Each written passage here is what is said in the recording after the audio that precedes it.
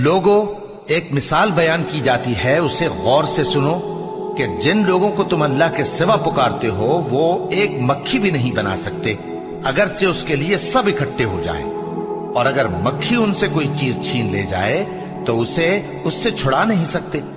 तालिब और मतलूब यानी आबिद और माबूद दोनों गए गुजरे हैं। इन लोगों ने अल्लाह की कद्र जैसी करनी चाहिए थी नहीं की। कुछ शक नहीं कि अल्लाह जबरदस्त है, गालिब है। अल्लाह फरिश्तों में से पैगाम पहुंचाने वाले मुंतखब कर लेता है और इंसानों में से भी। बेशक अल्लाह सुनने वाला है, देखने वाला है।